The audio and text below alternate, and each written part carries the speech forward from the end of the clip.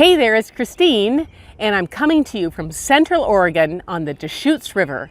Today I'm sharing with you a drawing exercise that's meant to allow you to observe and sketch any subject more accurately. This exercise will quiet your analytical and verbal left brain and be able to have you open up and access your creative and spatial right brain. Now, this exercise will seem really challenging at first, but I want you to stick with me because it's going to be really fun and you won't believe the results you'll get. You'll be very proud of yourself and really impressed, and you'll want to practice these exercises over and over again to help you improve your accurate, realistic, representational drawing skills. Okay, so let's go.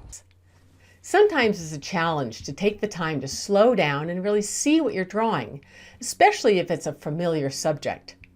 Our minds tend to gloss over details we think we already know, which gets in the way of us actually being capable of drawing it accurately.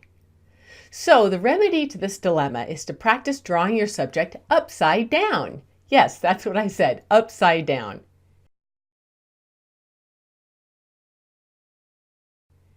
In this case, I'm demonstrating drawing a bird from a photograph. I'll use the same techniques I always do of observing the subject closely, taking some reference measurements, noticing the size, shape, and relative proportions of the various structures, and noticing angles, alignments, and negative shapes as I draw.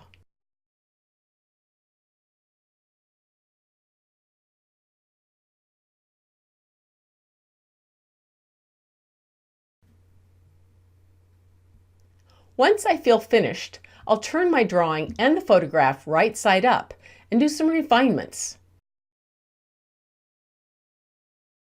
In this case, I notice that my drawing shows the bird a bit more upright than in the photograph. But since I know that this pose is still behaviorally and anatomically accurate, I don't mind.